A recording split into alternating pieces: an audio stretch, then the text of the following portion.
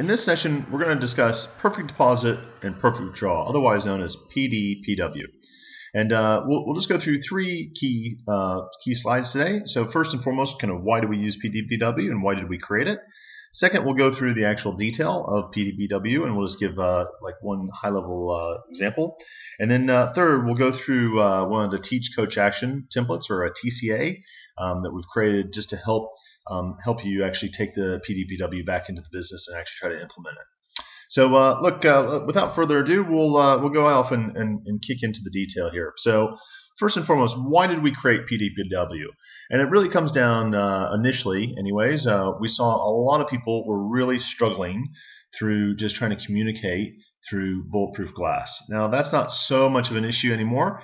More of you are on telecash recyclers or TCRs, but in the early days that was a real challenge. And even when you're on a podium, you normally don't have a lot of collateral. The customer's normally standing face to face against you. There's other customers around, and at the end of the day, it's not the best way to go through and actually have a conversation. So that's a real issue, and trying to communicate a lot of detail is sometimes challenging. So we know there's a bit of a challenge there, and we want to be able to communicate the things that are really relevant, and we want to be able to do it quickly and have some impact. So that's one reason we use PDPW. The second reason is we want to be focused around value, not necessarily and not around product. And what we find is when people get under a little pressure and they have a little bit of a time constraint against them, often it's very easy to fall into a point around being very product focused and trying to go into too much detail around the products early in the piece. And what we really want to be focused on all the way through our business is focusing on the relationship, on the customer's relationship. In order to do that, we need to be able to ask a few more questions. We need a little bit more time, and that's very hard to do at the tail line. Not impossible, but it's reasonably challenging to do. So PDPW is going to help us be value focused rather than product focused, and you're going to see that when we actually talk through some of the details. Third, we want to be able to manage the queue efficiently, and we want to be able to have really efficient service. And what I always see in just invariably is a CSO, a well-meaning CSO, will start having a reasonably in-depth conversation with a customer on the tail line, and invariably two or three or four other customers will walk into the branch. And now we're 3 or 4 minutes into conversation that's probably going to be at least a 10-minute chat, and now we're kind of stuck. So we're too far in to be able to go, oh well, I've got other people here. Can I push you off onto somebody else? And I'm not quite far enough to be able to close out what I'm actually trying to talk about. So now I've got a customer that's kind of halfway involved, and then I have 3 other people kind of staring at me, trying to go, well, can you kind of hurry up? I just need to deposit some money. And it just invariably happens. So what PDPW will allow you to do is it will allow you to kind of move quickly when you need to, and it'll be able to allow you to transition at the appropriate point, not too far into the conversation, and that's going to allow the whole branch to operate a lot more efficiently and have the team operate a lot more efficiently. Fourth, it's going to allow us to maximize our branch opportunities, and that's a key piece. When we don't have a huge number of people actually coming into the business, we're going to be able to focus on the right customers, or even if we are quite busy, we're going to be able to focus on the right customer. And when we go through and we have a conversation, we're going to have confidence that we'll be able to get the outcome that we want. So it really helps us with confidence, and it helps us maximize those branch opportunities. So if I think about it, these top 3 kind of points allow us to kind of fill in, allows us to maximize that. So all these 3 kind of go into this bottom bit. But I really find that the confidence and having a little bit of structure makes all the difference. And as we know, there's a fair amount going on, and a little bit of structure goes a long, long ways. So let's move down into the actual detail. So here's some screen prints. Now this isn't every shot of every screen that you'll have through a customer's transaction. And then over here is the kind of guide kind of outline, if you will. So G, U, I, D, and E, and then some of the more kind of detail as you go through the actual conversation. Now this isn't absolutely every keystroke and every point to the actual transaction, but you can get an idea. Obviously you have deposits, withdrawals. There's a few different little variants here, but this will give you the overall structure and give you an idea, and I'll call out the really key points of this. So first and foremost, let's start with the greeting. So customer arrives, And basically, the general rule is that either you know their name or they know yours. So it can be as simple as, Bob, it's good to see you again. How can we help you today? Or if your name is James, it might be, hi, my name's James. How can I help you today?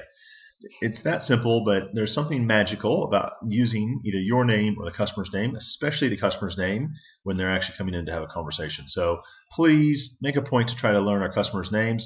It makes all the difference. Often the people that are making your coffee for you, they know your name.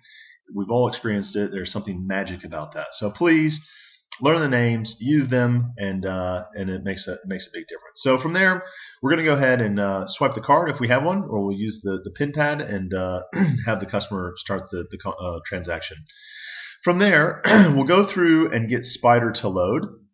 And over here on the right-hand side, there'll be a button there to launch the 360. And that's what we're going to want to launch the 360 early in the piece. We're not going to wait until halfway through or at the very end. We need to get that open early because it takes a number of seconds to load. And if we wait to the end, we're going to have trouble. We'll run out of time with our conversation. So please launch a 360 then, and have normal kind of idle chit chat as things kind of get loaded.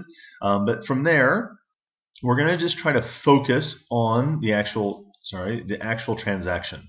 So I find that people struggle to speak, use the computer, talk to the customer, and count all at the same time without making mistakes. So if you can just kind of break that down into counting Spider customer, you'll have a lot less teller errors at the end of the day. So please just focus on the transaction there, and that will go through pretty smoothly. So that's kind of some of these shots here.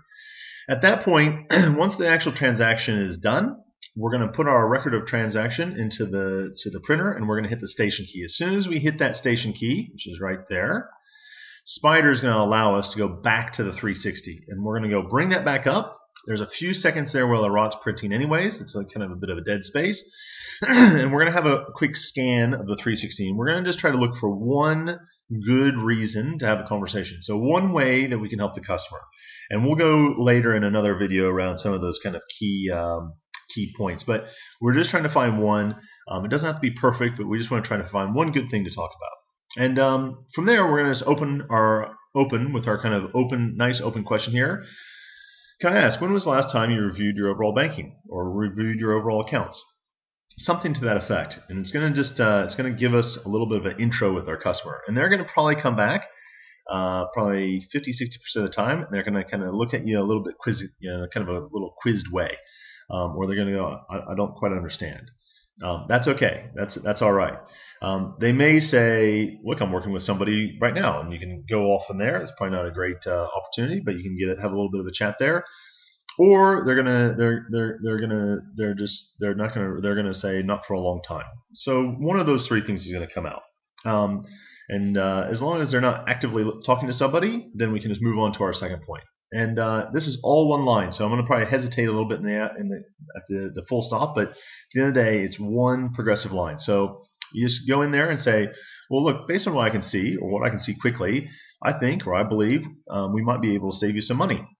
When are you available to sit with one of our specialists and have a quick chat, or to discuss this? Something to that point. And I'll explain just in a second here why the words are so important and kind of the phrasing, but at the end of the day, you just need something that sounds pretty close to that and has a pretty good flow. So it's all one line. And from there, the customer, I find probably 50% of the customers will say, yeah, sure, if you can save me, and they won't actually say it, but it's basically, if you can save me some money, I'll give you 5 or 10 minutes, right? And you can introduce me to the specialist. So they won't necessarily say it quite like that, but they'll give you that, yeah, sure, I'll go speak to someone. Probably 25% of the people will go, oh, look, I'm really busy. And with that, you just kind of move on to the second point here and say, well, look, not a problem. I'll get one of the specialists to call you and make a time. Can I just verify the best contact details for you? Something to that point. And most people will be happy to receive a call. And then there'll be a number of people, probably 30%, 30% will say, look, I'm really not interested. And look, that's okay as well. So if we've offered them to save them some money and they're not interested in saving some money, look, not a problem at all. So there's plenty of other customers to speak to, and we'll move on from there. But we've given every chance to help the customer at that point, and we shouldn't feel bad about that. So that's the meat. That's the meat of it. So that is what makes it all come together in this order. So the issue is if you don't launch your 360 early enough, you're going to get to this point. You're not going to be able to see a good opportunity. So that's why it's so important to launch our 360 early. Also, you always have this little bit of a dead space when the ROT's printing anyway, so it's a good time to have a conversation because otherwise it feels a bit awkward as just the printer's printing. And then the other thing is we still have the customer's card. So as soon as you give the customer their card and receipt back, the transaction is done. So we have to have the conversation before we get to that point.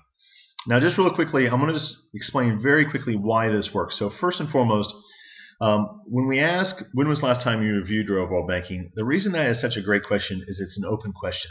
And you can't answer that with a yes or no. That question is very, very different than saying, have you reviewed your banking recently? Which is a no would be a good answer. And that seems to always fool people a little bit. So please start with an open question. If you don't really like that line, give it a shot. But at least whatever you do, start with an open question. Now, with our impact question, based on what I can see, I believe we can save you some money.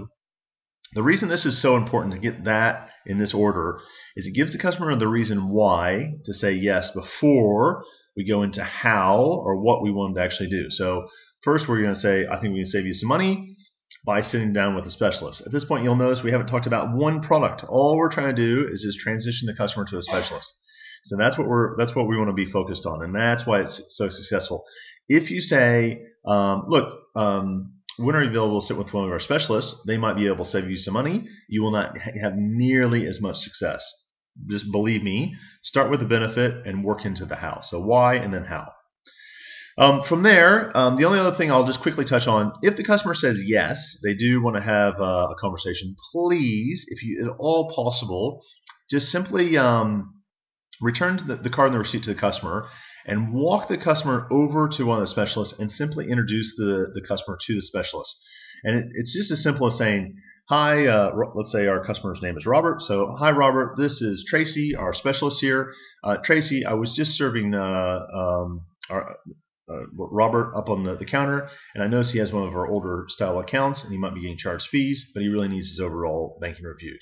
And it just gives the specialist a little bit of a hint around what you saw, and it gives a nice warm handover to the specialist. That's all you have to do, and then go ahead and send the lead as soon as you can. So that's basically the long and the short of it. So to help you kind of get kicked off and just practice that a little bit, we've knocked up a quick TCA around this, and we'll get this posted up so you can download it. But today we've just covered off these 4 points. So that's the teach elements. So we talked about greeting the customer and initializing the transaction. We talked about the launching the 360 and identifying opportunities, and we'll go into more of that down the track. We talked about offering the customer a review and the impact question. And we talked about improving the customer or maximizing the customer experience. We didn't really touch on any coaching points. That'll be for the manager or your peer or whoever's helping you with this TCA. And then finally, the action. So this is just an example of a few, but these work. So first, you got to go practice that impact question to the point where it just flows and it doesn't sound robotic. And you find, maybe just a couple little words there, but please stick to the overall structure. It'll just help you have success. 2, just to help you identifying some opportunities. If you see customers you're not quite sure if there's an opportunity in there, just print off the 360s and discuss it with a peer or a mentor or your manager or whoever is helping you with this, and just try to look through some of those opportunities. And finally, at the end of the day, discuss the potential opportunities with again whoever's helping coach you with this or teach you how to do this. So look, that's the high level structure. I hope that was helpful. Please drop any comments you might have on the comments section, and we'll go from there. Good luck. See ya.